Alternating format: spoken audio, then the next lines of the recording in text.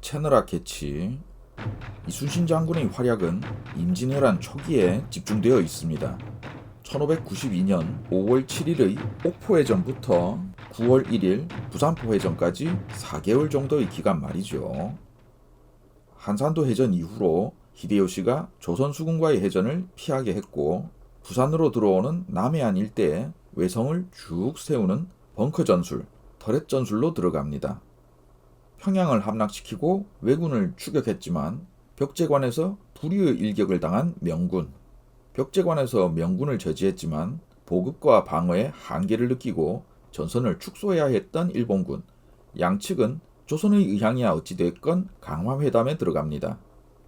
왜군은 전쟁 발발 1년 만인 1593년 4월 8일 한양에서 철수해서 1597년 정유년에 다시 대규모 침공을 할 때까지 부산, 거제, 웅천, 서생포 등 경상도 동쪽 해안에 모여있게 되고, 이 기간 동안의 전투는 소강 상태에 들어갑니다. 게다가 명나라 구원군은 강화 기간 동안 적과 싸우지 말 것을 강요하죠. 그래서인지 임진장초 등으로 남아있는 이순신 장군의 보고서는 그 내용이 전쟁 전반기에 집중되어 있는데, 이순신 장군은 남해안으로 철수한 적이 전라도를 호시탐탐 노리고 있다고 보았습니다. 그도 그럴 게 명나라 수뇌부에 따르면 일본군이 강화를 맺고 철수한다고 했는데 바다를 건너갈 생각 없이 대군이 유지되고 있고, 전쟁 초기 한산도 전투에서 구해낸 조선인들을 신문해 보니 모두 공통적으로 말하는 게 서울 같은 위쪽 지방에서 잡혀왔더라도 와키자카, 가토, 쿠키 등의 왜군과 함께 남하에서 부산에 도착했고, 일본말은 몰라도 왜군들이 서쪽을 가리키며 전라도 하길래 전라도를 향해 간다는 건 알고 있었다 였는데, 그 후 왜군의 남하라는 것도 상황이 비슷하고, 게다가 실제 남쪽으로 오자마자 전라도로 가는 길목인 진주를 함락시켰죠. 반면 일본군 내부의 기록을 보면 일본군은 전선 축소가 시급했던 상황에서 강화 교섭으로 남하한 것이고, 강화에 기대를 걸고 있었지만 히데요시의 가장 큰 강화 조건이 조선 남부 4개도의 한량이었기 때문에 현실성은 희박했고, 히데요시는 각 부대에게 순번을 정해서 귀국하여 휴식하라고 지시했습니다. 그렇다고 해서 이순신 장군의 착각이라고 할 수 없는 게, 실제로도 팔도 중에 전라도만 보존되어서 조선과 명나라 군대를 유지하는데 큰 몫을 하고 있었고, 이순신 장군도 조정에 그 점을 여러 번 강조하면서 자부심도 있었지만 그로 인한 피해도 거듭 호소합니다. 그러니 호남이 무너진다면 전쟁은 돌이킬 수 없는 국면이 되겠다는 위기감이 있었고, 그렇기 때문에 왜군이 그걸 노리고 있다고 생각했을 겁니다. 이순신 장군의 위기감이 어디서 오는가 하면, 이순신 장군이 왜군과 다이다이로 붙으면 절대 지실 분이 아니지만, 우리나라 사람들이 흔히 간과하는 게 이순신 장군이 전쟁 초기에 왜군을 박살내고 다니실 때도 판옥선을 100척씩 운용해 본 적이 없습니다. 반면 정찰 보고나 왜군 진영에서 도망쳐온 조선인에 대한 신문 내용을 보면 아무리 왜군이 우리보다 작은 배를 주력으로 사용한다 해도 남한 왜군이 틀어박힌 포구마다 흔히 200척 운운입니다. 앞서 말한 대로 왜군은 남해안의 외성을 쭉 세우면서 벙커 전술, 터렛 전술을 썼기 때문에 이순신 장군도 당장 전쟁 이듬해부터 적극적인 공격을 못하게 되는데, 그것은 단순히 성을 쌓았다, 적이 많다를 떠나 적의 화포 공격도 각오해야 되는 겁니다. 일반적인 이미지와 다르게 왜군의 화포라는 게 어떤 이야기인고 하니, 전쟁 초기 한산도 전투 후 왜군에게서 노획한 품목을 보면 외국의 대포도 있고 그와 별개로 조선의 대포도 있습니다. 침략군의 심장인 부산포를 공격했더니 우리나라 사람들이 쏠 수밖에 없는 편전과 조선의 대포에서 발사한 것으로 추정되는 탄환이 이순신 장군의 함대로 날아옵니다. 최대 전공이었다는 부산포에서 정훈 장군을 비롯한 많은 사상자가 났던 것을 간과해서는 안 됩니다. 왜군 진영에서 탈출한 조선인들을 신문하니 적의 포구에 조선의 대용화포가 배치되어 있었다는 진술이 나옵니다. 이것은 자마회성에서 본 파노라마 전망인데 부산신항, 진해, 마산을 모두 볼 수 있습니다. 사람들이 있는 줄도 잘 모르는 이런 작은 외성조차 감시 측면에서는 이렇게 다 보입니다.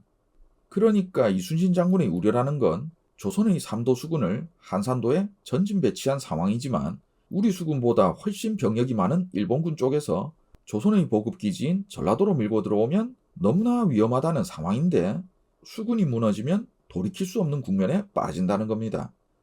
그런 위험 속에서 수군은 항상 인력도 자원도 부족해서 조종에 우는 소리를 해야 했고 인력을 놓고 전라도 감사랑 티격태격 해야 했습니다. 황해도에서 큰 공을 세운 이정함이지만 이순신은 전라도 감사 이정함도 조종에 계속 디스합니다. 이런 상황에서 철없는 조종은 고질병이 도집니다. 그 빌어먹을 선제 공격이죠.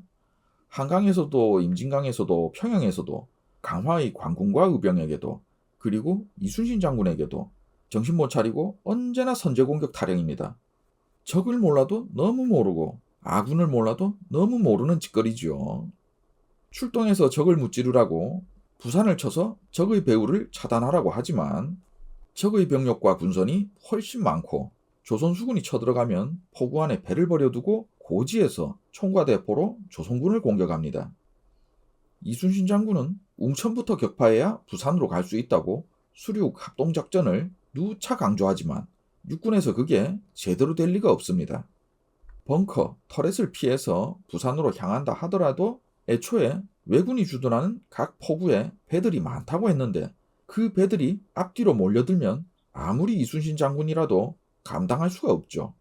애초에 이순신 장군은 이길 수 있는 조건을 만들고 싸우는 명장이란 걸 잊지 말아야 합니다.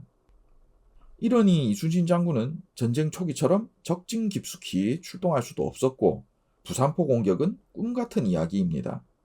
그런데도 선조와 조종은 슬슬 이순신이 처음에는 싸우는 듯 하더니 그 뒤로는 병력을 그렇게 몰아줬는데도 일어나지 않는다라고 비난을 하기 시작합니다. 리소스만 잡아먹는다는 거죠. 이런 여러 상황을 무시하고 내가 할 수 있어요. 저요 라고 한 원균이 얼마나 개새끼인지 딱 봐도 어려운 상황인데 이순신이 변했다라고 비난한 선조와 조정 중신들이 얼마나 개새끼인지 우리는 잊지 말아야 합니다. 이런 상황에 요시라가 어쩌고저쩌고 키요마사가 들어오는 날 출동하라고요.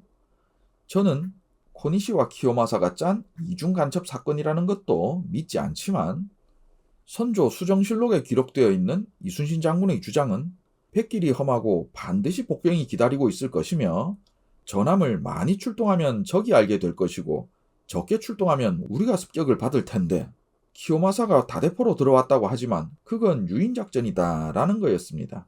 결국 이순신 장군의 우려는 현실이 됩니다.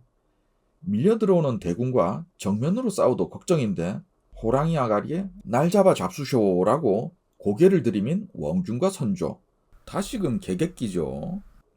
한산도 통제영 때도 왜군이 전라도로 밀고 들어오는 게 걱정이었는데 조선 수군이 괴멸된 상황에선 그걸 막을 방법이 없고 전쟁 국면을 돌이킬 수 없습니다. 그런데 그걸 막아내신 이순신 장군님. 소설도 이렇게 쓰면 구라가 심하다고 욕먹을 스토리입니다. 다만 결과적으로는 왜군의 서해 진출을 막았지만 이순신 함대도 고군산도까지 후퇴해야 했기 때문에 그 사이에 놓인 전라도의 많은 백성이 죽거나 잡혀가야 했습니다.